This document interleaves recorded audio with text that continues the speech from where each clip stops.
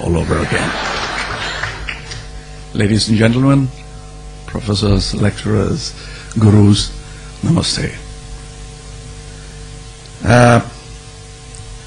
I wouldn't know the difference between a good lecture and a bad lecture, for I've never done that.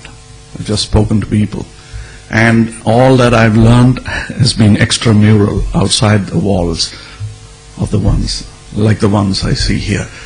So I've come here as I had gone to my 8th standard annual examination, unprepared.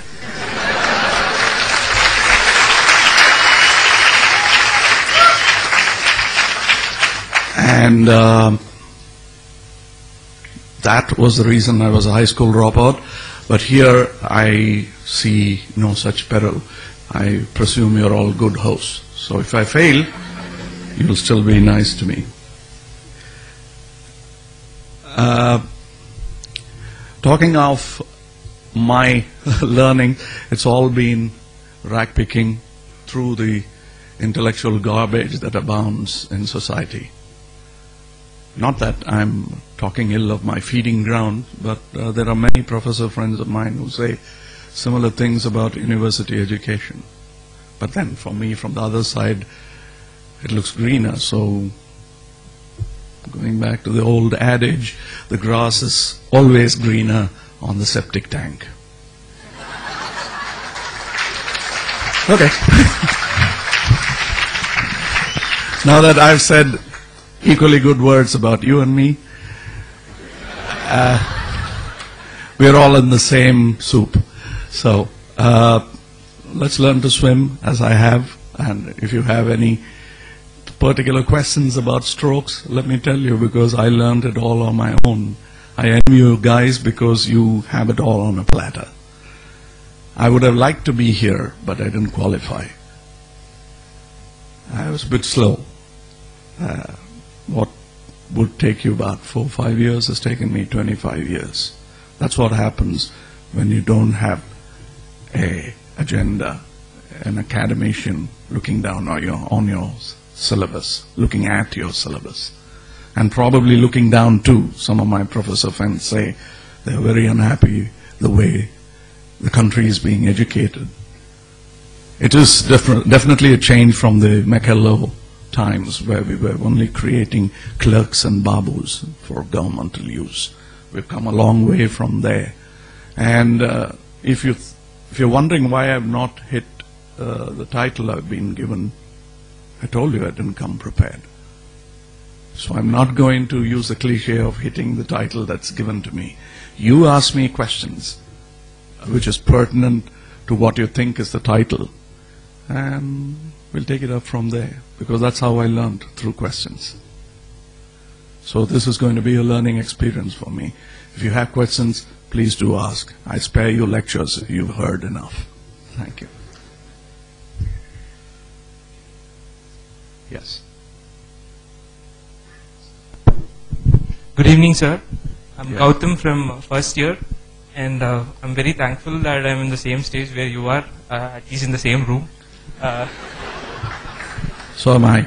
Go ahead. It's not, and it's like they say, with great power comes great responsibility, and you being so old, I mean, to your, if I'm allowed to say that by measuring your experience in such a young field, that is the Tamil industry, what do you see as a responsibility that's been bestowed on you, and how do you think you'll guide this? You've seen some of the Tamil films, Hindi, even Telugu. I'm a Tamilian. Tamilian. Okay, let's start with where it hurts you. You say, talk of responsibilities. You've seen the film. Do you think we are responsible people at all? Yes. You look at our films, we are irresponsible. That's what comes through them. One or two guys raise a voice in between to make us seem responsible. Yes, there is a responsibility. There is a civic responsibility as much as it is there for a pedestrian. It is there for an actor, a filmmaker too. But we seem to have forgotten in pursuit of working for money bags. I know it is a management school, and I must talk to you about compromises and how to manage. You don't have to compromise. You still can make money. I'm a standing proof.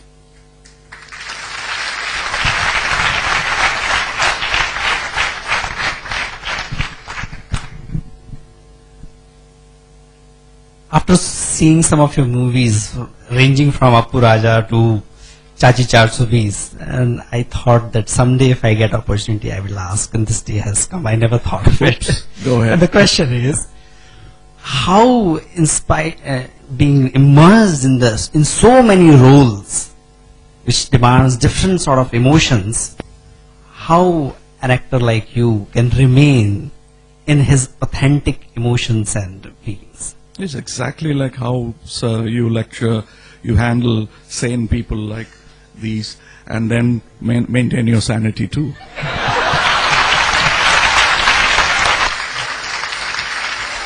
So,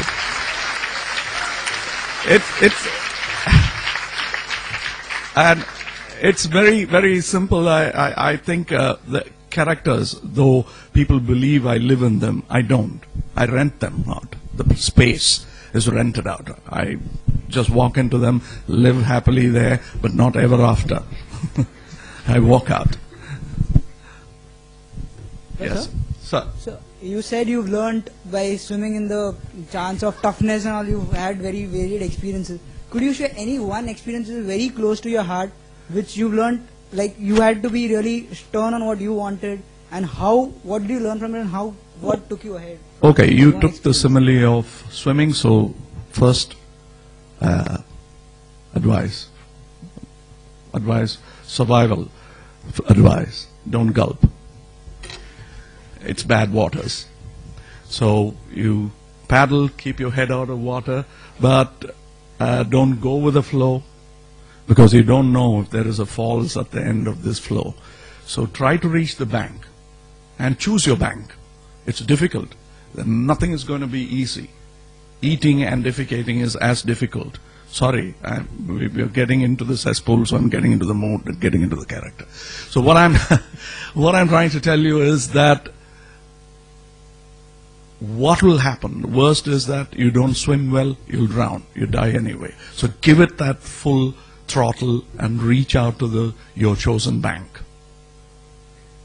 That's the kind of spirit you have to. Some of you must have read the last lecture. One need not be on the verge of death to get that spurt. On the verge of life can give you equal amount of spurt like that. In my business, yes, at 21 I thought of killing myself, because I thought I am a lonely genius in this world, bereft of it. Bereft of such commodity called genius. But then gravity is a good teacher. Sort of, however big your wings are, it makes you land at one time or other. So I landed fortunately at around 23, 24. And I found a big crowd of similar people wanting to slit their veins.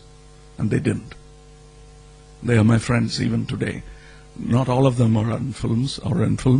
Some of them are teachers, some of them are poets. A few of them are in the forest. The police are looking for them. But they are idealists. They are what they thought they were. But they are not alone. That's what I realized, and that's the turn in my life. Thank you.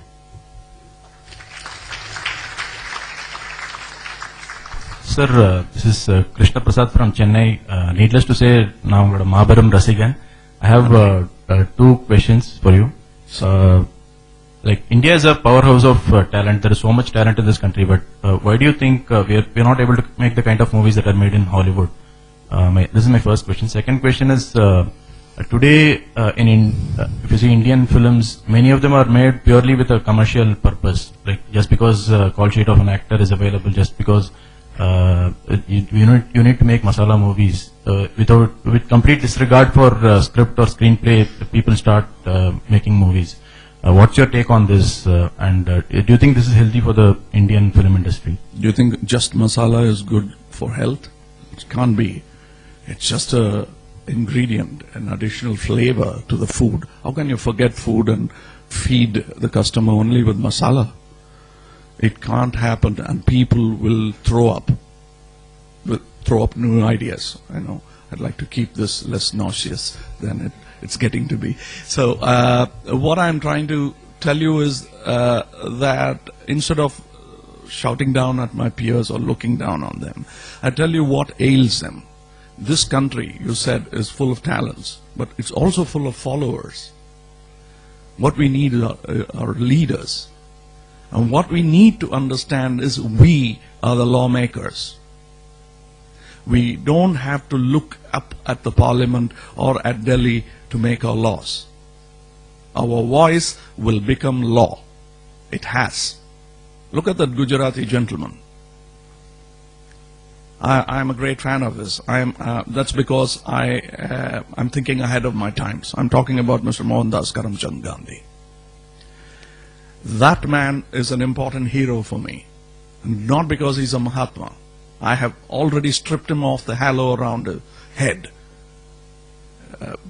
disrespectfully hoisted there by people with political intent.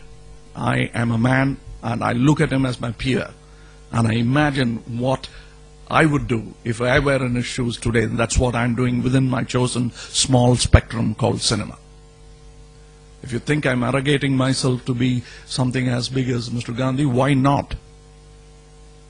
Who knows, there are 20 Kamalhaasans and 10 Shivaji Ganeshans sitting here. And throw in a couple of Amitabh Bachchans and Americans, we don't know. So why should you belittle yourself and look up at the dais? I like this arrangement of the dais. It's below you.